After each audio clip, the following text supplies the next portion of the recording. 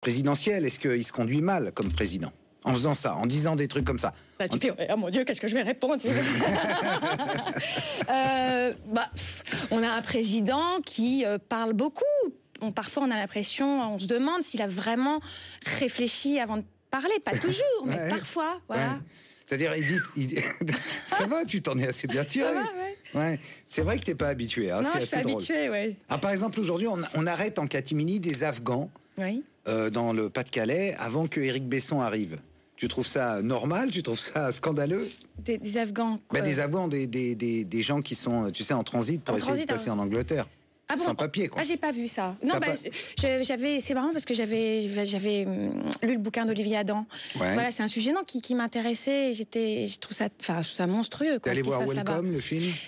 Non, j'ai pas été le voir parce que j'étais en balance ce soir. J'étais sur le projet, puis en fait, j'ai pas eu le rôle. Alors je l'avais là, alors j'ai pas pu aller voir le film. Qui a eu le rôle? Audrey Dana, qui est super dans le film, je crois. Mais tu l'as pas vu? Mais non, mais il paraît. Mais voilà. t'es à chier. Non, c'est une bonne actrice. Mais donc voilà, j'ai pas pu aller voir le film. Mais non, je trouve pas ça terrible ce qui se passe là-bas, non. Parce qu'on parle de cris, on parle de chiffres, tout ça, mais c'est vrai que moi, je suis pas toujours très bonne pour parler en général. Je m'intéresse toujours à la petite histoire, en fait. Il paraît que dans le métro, par exemple, s'il se passe une injustice, tu prends... Oui, un peu, oui, je risque de m'en prendre une, oui. Ça m'est arrivé une fois, je voyais un type, j'allais au théâtre, moi, je me disais quelle chance j'ai, je le voyais, il avait les mains tout abîmées, je sentais qu'il avait travaillé dans un chantier et tout, et je le regardais, et je me disais quelle chance, et donc il me regarde, et je lui fais un grand sourire. Et en fait, c'était un pervers. Et le mec, après, il me quittait pas des yeux. Je me dis, je vais me faire attraper dans un couloir. C'est monstrueux. Et oui, j'ai beaucoup d'empathie. Parfois, ça me joue des tours. Mais voilà.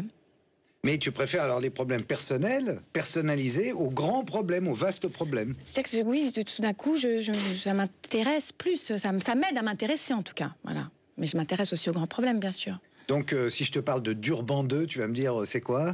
Ça me dit quelque chose. Cette conférence, tu sais, ah oui, bien sûr. contre le racisme. Oui, bien sûr. Et puis, avec Ahmadinejad. Voilà. Bah lui, il est terrible. Hein. Moi, je le déteste. Hein. Voilà, je trouve que c'est un antisémite. Je trouve qu'il fait peur. Hein. Bon. Alors, la crise, un petit mot sur la crise quand même. Par exemple, les cadres et les patrons qui se font retenir, on va dire, pour ne pas dire kidnapper, quoi, qui restent jusqu'à ce qu'il y ait une augmentation ou jusqu'à ce qu'on ne ferme pas l'usine. Tu trouves que c'est... Parce que maintenant, c'est la mode. Il n'y a pas de jour sans qu'il y ait de nouvelles affaires. Mais comment dire, j'essaie de me mettre à la place de ces gens-là et je me dis effectivement, quand on est désespéré, quand il n'y a pas, a priori, d'autres solutions, à partir du moment où ça reste, pas forcément dans le cas de la légalité, mais en tout cas... de respect de la personne humaine, quoi, qu'on va pas jusqu'à la violence extrême, pourquoi pas, quoi. Voilà, pour se faire entendre, parfois, on n'a pas le choix. Et toi, tu penses que cette crise, elle va durer longtemps ou pas? J'ai pas ça, j'aimerais bien vous le dire, mais je ne sais pas. Et dans ta profession, est-ce qu'on est touché par la crise? Oui, mais je voulais que je vous dise un truc, hein. C'est pas politiquement correct de dire ça, mais les gens du cinéma disent que quand il y a une crise, ça leur profite. C'est bon pour le cinéma. Oui, parce qu'on dit par exemple, alors, il y a plein de théories, alors les gens ne partent plus en week-end, donc ils vont au cinéma à Paris, vous voyez, ou alors on nous dit, tu te souviens, enfin, pendant l'occupation, les théâtres étaient pleins, bon là, le théâtre moyen, mais le cinéma... Ça marche plutôt pas mal. Donc ce qu'il faut, c'est une bonne guerre pour relancer... Non, arrête, c'est horrible. non, pas une bonne guerre, mais... Non, ça fait peur, hein, ça fait peur. Mais on dit ça dans le cinéma. Et ils ont la tête près du bonnet dans le cinéma. Oui, ils voient. Mais non, il y a beaucoup de projets qui ne se font pas, qui sont avortés. Ça devient de plus en plus difficile. À cause de la crise? Je ne sais pas si c'est à cause de la crise ou ils prennent ça comme prétexte, comme beaucoup d'autres gens. Quoi. Sur Continental, des films... des films en général. Voilà, les banques ne prêtent plus d'argent aux particuliers. Peut-être qu'elles prêtent aussi moins d'argent pour faire des films. Hein. Les producteurs, ils sont blindés, ils n'ont pas besoin qu'on leur prête des sous. Il y en a qui sont très blindés et d'autres qui sont complètement fauchés. Ouais. Bon, alors, sur le net, en revanche, j'ai trouvé quand même ton site, MySpace, qui est fait par ta sœur Solène. Pourquoi tu fais pas ton site toi-même? Parce que j'avais pas l'idée d'en faire un, et en fait, c'est elle qui est très MySpace, Facebook, tout ça. Moi, je savais même pas ce que c'était. Facebook aussi. Oui, je sais, j'ai vu. Et voilà. Et c'est elle qui m'a fait ça. Mais t'es pas très Internet, ça veut dire? Oui, je regarde mes mails tous les 5 jours. Voilà. Mais là, je me suis mise, il y a un blog pour le film. Pourtant, tu as 23 ans. Donc c'est ta génération. Oui. C'est ta génération. Normalement, tu devrais passer ta vie sur le net. Oui, non. Mais là, pour le film, on a fait un blog. Alors, il y a cellequej'aime.com, voilà, je le dis. J'oublie toujours de le dire. Mais... Ouais, et tu filmes des émissions, j'ai vu. Oui, voilà. Mais sauf que j'ai paumé les images, j'avais pas appuyé sur le bouton, ça n'a pas enregistré. C'est lamentable. Mais il y a d'autres choses, il y a des fous rires, il y a des making-of, tout ça. Voilà, c'est pas mal. Est-ce qu'il y a une figure, je reviens à la politique, historique ou politique que tu aimerais incarner? Je sais pas, une bio que tu aurais lue en me disant, tiens, si je faisais... incarner, historique ou politique, Une résistante, je sais pas laquelle, mais j'aime bien, ça m'inspire. Le style Lucie Aubrac ou ce genre Lucie Aubrac, elle était un peu controversée, je crois. Oui, mais enfin, ça a donné lieu à un film. Oui, voilà, ce genre-là, j'adorerais. Simone Veil. Pourquoi pas.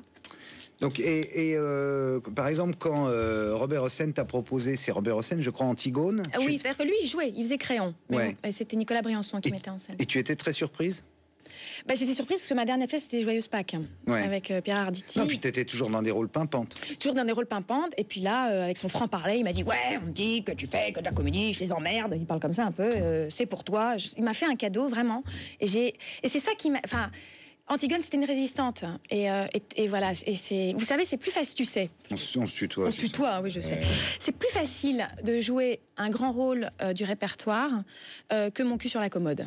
Parce que dans une pièce de boulevard un peu de base, on n'a rien pour pour parler aux étoiles, quoi. Enfin, les acteurs, on aime bien avoir un grand texte, avoir l'impression qu'on fait quelque chose d'important, qu'on dit quelque chose d'important, qu'on est porté par un truc. Donc il y a un message plus fort qu'un qu'un moment comme ça. Oui, en même temps, il en faut des pièces comme ça parce que entendre les gens hurler de rire. Mais ce que je veux dire pour l'acteur, pour son plaisir personnel, c'est merveilleux d'avoir un grand texte, quelque chose d'important, quoi, à dire. Et au cinéma, il y a des trucs que tu n'as pas fait parce que tu as été confronté quand même à des figures. Je voyais que tu avais fait avec Jean-Yann. Jean-Yann, il était énorme. C'était extraordinaire. T'as des souvenirs avec Jean-Yann d'ailleurs? Plein, mais j'ai plus des souvenirs de cantine où on dégustait une super cantine, des pieds paquets et des escargots de Bourgogne, que du tournage en lui-même. Tu adores bouffer. J'adore bouffer. Mais comment tu fais pour avoir cette ligne alors? Là, on ne cadre que le haut, mais mon bas est comme ça.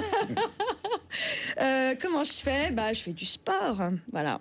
Alors Robert Hossein a une anecdote, c'est celle du taré aux fleurs blanches. Oh, mais il me regarde là, c'est mon mari, c'est pas un taré.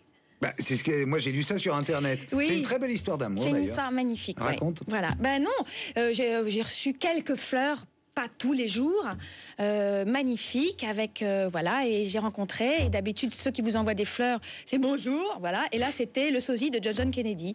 Et c'est mon mari et je l'aime à la folie, voilà. Et Belmondo, tu as travaillé avec lui récemment, non? Oui, j'ai joué tu étais dans ce film, L'homme et son chien. L'homme et son chien, qui se fait un peu descendre, Mais moi, le principe du film au départ, c'était de demander à plein d'acteurs qui connaissaient Belmondo ou qui admiraient Belmondo de participer à ce film, qui a eu beaucoup de mal à se faire.